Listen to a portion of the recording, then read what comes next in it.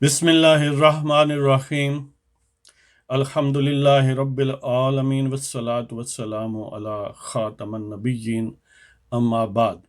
پاک views T V محمد منشا۔ آج کے عنوانات: کشمیر کی صورتحال، پاکستان بطور ڈبل شاہ، اور ایک نظم مثبت خبروں کا حکم۔ تو بسم اللہ کرتے ہیں جی۔ مقبوضہ کشمیر، جیسے کہ آپ کے علم ہوگا کہ یعنی جب اس کا اسپیشل سٹیٹس ختم کرنے کا اعلان ہوا 5 اگست 2019 کو، تو اس کے آفٹر میتھ میں کچھ لوگوں نے پٹیشنز دائر کی انڈین سپریم کورٹ میں۔ اس وقت کے 3 بینچ جو انڈین سپریم کورٹ کی چیف جسٹس پر کی سربراہی میں تھا، اس نے ایک فردر 5 رکنی بینچ تشکیل کرنے کا اعلان کیا یا حکم دیا، اور 1 اکتوبر کو اس کا پہلا اس کا اجلاس سمجھ لیں یا اس کی سماعت سمجھ لیں۔ تو 1 اکتوبر کو انڈین سپریم کورٹ کے 5 رکنی بینچ کی وہ سماعت، یعنی 5 رکنی بینچ نے سماعت کی کشمیر پر موجود پیٹیشنز کی۔ ملٹیپل پیٹیشنز ہیں، کچھ ہیومن رائٹس ایکٹیوسٹ کی طرف سے ہیں، کچھ پولیٹیشنز کی طرف سے ہیں، کچھ ایک اسٹوڈنٹ ہے شیلا، شاید اس کا نام ہے، اب یاد نہیں رہا۔ تو یہ پٹیشنز کو جب ٹیک اپ کیا گیا تو حکومت انڈیا کی طرف سے اس کو پوسٹ پون کرنے کا اور وقت مانگا گیا کہ ہمیں وقت دیا جائے تاکہ ہم جواب دے لیں۔ انڈین سپریم کورٹ نے پٹیشنرز کے وکلاء کی مخالفت کے باوجود ان کو 4 ہفتے کا ٹائم دیا، اور پھر یہ کہا کہ جب 4 ہفتے میں یہ سبمٹ کریں گے ریپلائز، تو پٹیشنرز کو 1 ہفتے کا فردر وقت ہوگا۔ تو نیکسٹ ہیئرنگ جو ہے وہ 14 نومبر کے لیے طے کی گئی، لہذا اب نیکسٹ سماعت 14 نومبر کو ہوگی، اور پٹیشنرز کے اصرار یا درخواست کے باوجود کسی قسم کا کوئی انٹرم آرڈر وغیرہ جاری نہیں کیا گیا۔ اب کہنے کا مطلب یہ ہے کہ جس طرح پاکستان کی عدلیہ کو عموماً یہ سمجھا جاتا ہے کہ وہ بھوٹوں کے زیر قابو ہیں جی، اسی طرح کا کم و بیش پروگرام لگتا ہے انڈیا میں چل رہا ہے۔ انڈین سپریم کورٹ پہلے اس کو یہ سمجھا جاتا تھا، جب یہ ہندوتوا کی ویو جو ہے اس نے اس پورے ملک کو اپنی گرفت میں نہیں لیا تھا، یہ سمجھا جاتا تھا کہ انڈیا کی عدالتیں آزاد ہیں۔ اب صورتحال یہ ہے کہ انڈیا کی عدالتیں بھی بالکل اسی طرح ربڑ سٹیمپ بن چکی ہیں، خاص طور پر ان کیسز میں جس میں مائنورٹیز کے معاملات ہوں، جس میں وہ معاملات ہوں جو ہندوتوا کو پسند نہیں ہیں۔ تو بالکل جس طرح ہماری عدالتیں طاقتور اور منہ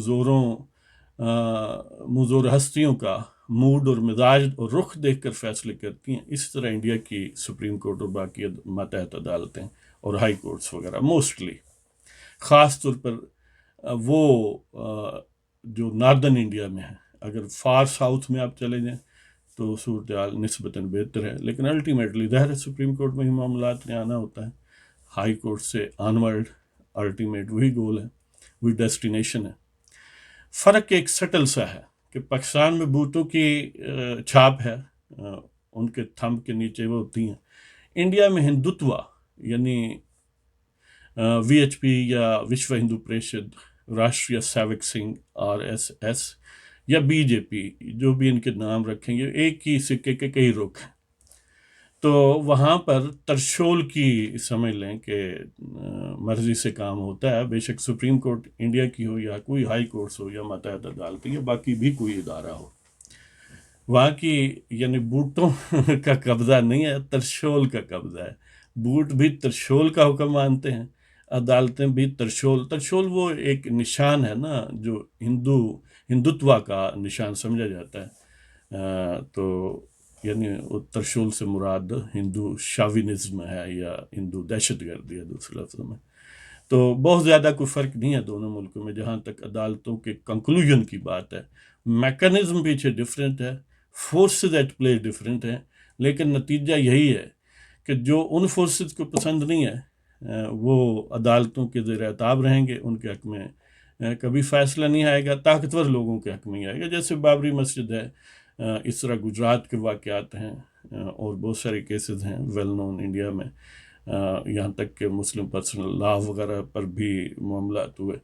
تو یہ بات انڈیا میں اب طے ہے کہ ترشول کی مرضی سے قانون بنے گا اور اس کی تعبیر ترشول کی مرضی کے مطابق ہوگی. انڈین کورٹس کے احکامات اور فیصلے ترشول کے وہم و گمان اور ان کے اشارہ ابرو پر ہوں گے، جس طرح پاکستان میں بھوٹوں کا معاملہ ہے. دوسری طرف کشمیر کے معاملے پر وہاں پر انڈین حکومت کی اسپیشل ڈویژن فورس، آپ جو بھی کچھ کہہ لیں، وہاں پر وار گیمز کا انہوں نے سلسلہ شروع کیا ہے. تو ہماری طرف تقریر پر قوالی جاری ہے، اس طرف وار گیمز جاری ہیں. وہاں پر لاکھوں لوگ جو ہیں وہ زیر حراست ہیں. عملی طور پر پورا کشمیر زیر حراست ہے، ظلم و ستم جاری ہے، اور ہم قوالیاں کر رہے ہیں کہ ہم نے تقریر بہت اچھی کی ہے. اب کچھ لوگ کہتے ہیں کہ وہ ایک کارٹون ٹائپ پنکی پیرنی کا وہ بنا کے نا، اور خان صاحب خدمت فرما رہے ہیں، تو کہتے ہیں کہ یہ ہیں وہ مہان ہستی کہ جن کی دعاؤں سے ہمارے حصے میں تقریر اور انڈیا کے حصے میں کشمیر آیا ہے. تو یعنی یہ بالکل اس کی صحیح تعبیر ہے کہ ہم تقریر کو اس طرح منا رہے ہیں کہ جس طرح شاید انڈیا نے ایسٹ پاکستان کو فتح کر کے بھی جشن نہیں منایا ہوگا جتنا ہم اس ایک تقریر پر جشن منا رہے ہیں. بہرحال اپنا اپنا مزاج ہے، اور ہم کیا کریں. اب ادھر جائیں تو آگے تو ظاہر ہے ان کی افواج ہیں، اور ہم نے یہ قسم اٹھائی ہوئی ہے کہ ہم نے ان سے نہیں لڑنا، ہم نے پاکستانیوں سے لڑنا ہے. تو بہرحال اب نیکسٹ عنوان ہے کہ پاکستان جو ہے، حکومت پاکستان وہ ڈبل شاہ کا کردار ادا کر رہی ہے. آپ حیران ہوں گے کیسے. یعنی آپ کو پتہ ہے نا کہ ڈبل شاہ لوگوں سے ایگزوربیٹنٹ جو انٹرسٹ ریٹس ہیں یا منافع ہے، یا یہ وعدہ کہ آپ 1 لاکھ دیں اور 2 لاکھ کروائیں وغیرہ وغیرہ، اس قسم کی میتھڈولوجی سے لوگوں سے پیسے بٹورتا تھا. فرق صرف یہ ہے کہ ڈبل شاہ نے تو واپس کرنے نہیں تھے جی، لہذا اسے فکر نہیں تھا.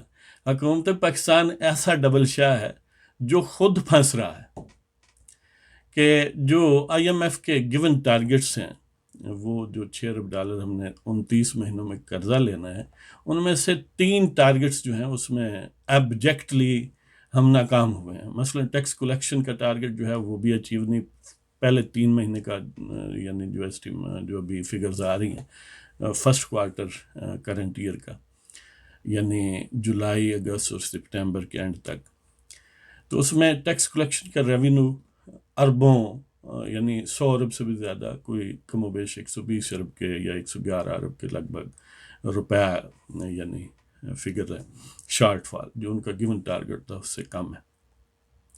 اسی طرح جو ریفنڈ ہیں ایف بی اس طرح جو ریفنڈ ہیں جو لوگوں، کاروباری لوگوں کے دینے ہوتے ہیں ایف بی آر نے، یعنی سیلز ٹیکس کی صورت میں یا ایون انکم ٹیکس کی صورت میں، کہیں ود ہولڈ زیادہ ہو چکا ہے، کہیں پیمنٹ زیادہ ہوئی، اور الٹیمیٹ جو ریٹرنز آئی ہیں اس میں اس کی الٹیمیٹ جو پیبل فگر تھی وہ کم ہے. مطلب یہ ہے کہ جو ریفنڈ ایف بی آر نے دینے ہیں، وہ آئی ایم ایف کا ایک ہدایت ان کی یہ بھی تھی کہ ان کو ایک خاص لیول تک ریڈیوس کریں. مطلب یہ ہے کہ جو آپ کے پاس لوگوں کے پیسے ان کو دیں جی، وہ بھی یعنی جو stock of refund of arrays کا ایشوئنس ہے وہ بھی اپ ٹو دی مارک نہیں ہے.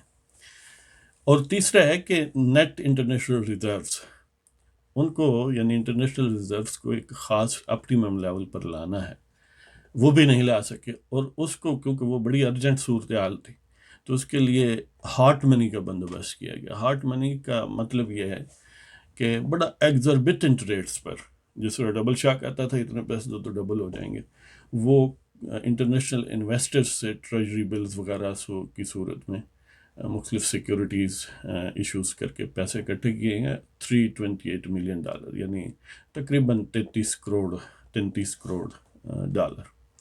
ریٹ کیا؟ 14%. آپ امیجن کر سکتے ہیں کہ دنیا میں شاید کسی اور ملک میں اس قسم کا ریٹ ہو. 14%، اور یہ روپوں میں نہیں ہے، یہ ڈالرز میں ہے.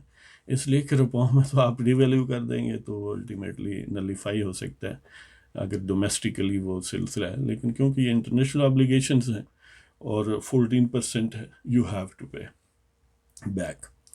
تو یہ ڈبل شاہ تو لوگوں سے پیسے لے کر لوگوں کو ڈبو دیتا تھا، آپ کھا جاتا تھا. تو حکومت پاکستان ایسا ڈبل شاہ ہے جو خود ڈوبنے جا رہی ہے. یعنی 14% کا ریٹ جو ہے وہ بہت ہی زیادہ ہے. یہ یعنی بعض اکانومسٹ کے نزدیک تو ایک طرح کی اکنامک خودکشی کی طرف ماحول جا رہا ہے. تو دیکھیں کیا بنتا ہے. بہرحال کیونکہ اگر اس قسم کی کوئی پریشانی لاحق ہو تو تقریر کا تعویذ آپ گلے میں ڈالیں. ویسے کوئی یعنی مہنگائی کا معاملہ ہو، نوکری نہ مل رہی ہو، یا کوئی بھی ایسا مسئلہ ہو، تو اس کا بہترین حل یہ ہے کہ تقریر کو بار بار سنیں، اس کو ازبر کریں اور تعویذ جو ہے اپنے گلے میں لٹکائیں. یہ کہتے ہیں کہ عزم مدہ نسخہ ہے، اس سے بڑا فرق پڑتا ہے. تو اب نیکسٹ عنوان جو ہے وہ نظم مثبت خبروں کا حکم کے عنوان سے. آپ کو پتہ ہے نا کہ حکومت پاکستان وہ جو حقیقی حکومت پاکستان ہے، وہ خفیہ والے جو ہیں، ان کا حکم تھا کہ مثبت خبروں کا حکم، یعنی مثبت خبریں صرف دی جائیں عوام کو، کیونکہ صحت کے لیے مثبت خبریں اچھی ہوتی ہیں نا، اس لیے. اور وہ بہت کنسرنڈ رہتے ہیں یعنی صحت کے معاملے میں. تو عرض کرتا ہوں، فرمان طاقت ہے کہ ان کی تعریف کرو، فرمان طاقت ہے کہ ان کی تعریف کرو، کچھ مدت تک کوئی نہ ذکر حریف کرو. فرمان طاقت ہے کہ ان کی تعریف کرو، کچھ مدت تک کوئی نہ ذکر حریف کرو. ظلم دیکھو تو خوشی سے واہ واہ کرو، ظلم دیکھو تو خوشی سے واہ واہ کرو. سچ پہ ضد کر کے نہ زندگی تباہ کرو. یعنی دیکھیں نا، اگر آپ سچ پر ضد کریں گے تو پھر آپ کا چینل بند ہو سکتا ہے، میڈیا ہاؤس کے لیے پرابلمز ہو سکتے ہیں، کسی خبروں والے کو، رپورٹر کو، صحافی کو، اینکر کو اٹھایا جا سکتا ہے، وہ مسنگ پرسنس میں شامل ہو سکتا ہے. یعنی اس قسم کے مصائب کا نزول ممکن ہے. تو اس لیے بہتر یہ ہے کہ یہ نسخہ استعمال کریں کہ فرمان طاقت ہے کہ ان کی تعریف کرو، کچھ مدت تک کوئی نہ ذکر حریف کرو. ظلم دیکھو تو خوشی سے واہ واہ کرو، سچ پہ ضد کر کے نہ زندگی تباہ کرو. یعنی جب بھی کوئی آپ ظلم زیادتی دیکھیں تو کہیں کیا بات ہے، ہاں جی، یہ تبدیلی ہے، یہ اصل میں آپ کی نظر کا فریب ہے، یہ ظلم نہیں ہو رہا، یہ کرم ہو رہا ہے. جی، تو ظلم دیکھو تو خوشی سے واہ واہ کرو، سچ پہ ضد کر کے نہ زندگی تباہ کرو. ویرانی دیکھو تو کہو خوب ہریالی ہے. جب آپ دیکھیں نا کہ کہیں خستہ حال صورتحال ہے تو آپ بالکل اس طرف نہ جائیں، آپ صرف ہریالی کی بات کریں کہ ویرانی دیکھو تو کہو خوب ہریالی ہے، ترقی کی راہ وطن عزیز نے پا لی ہے. ویرانی دیکھو تو کہو خوب ہریالی ہے، ترقی کی راہ وطن عزیز نے پا لی ہے. اہل خلا کو جو اغوا کرنے کی عادت ہے، اہل خلا کو یعنی خلائی مخلوق کو، اہل خلا کو جو اغوا کرنے کی عادت ہے، بات مثبت ہے، مغوی کے لیے سعادت ہے. یعنی جو خفیہ والے لوگوں کو اغوا کر لیتے ہیں، غائب کر دیتے ہیں، ان کے بال بچے، بیویاں، بوڑھے ماں باپ خوار ہوتے پھرتے ہیں، وہ دراصل اغوا جو کنندہ ہے، اغوا مغوی جو ہے، جس کو اغوا کیا گیا ہے، اس کے لیے گویا وہ سعادت ہے، وہ بری بات نہیں ہے. اس لیے اس کو اچھے الفاظ میں بیان کرو کہ ماشاءاللہ ہمارے بیٹے کو اغوا کر لیا گیا ہے، ہم بہت خوش قسمت ہیں، ہاں جی، ہمیں مبارکباد دی جائے. تو یہی مثبت خبر ہو سکتی ہے نا اس صورت میں کہ اہل خلا کو جو اغوا کرنے کی عادت ہے، بات مثبت ہے، مغوی کے لیے سعادت ہے. اور فلسفہ اسبات میں منفی 2 4 ہیں.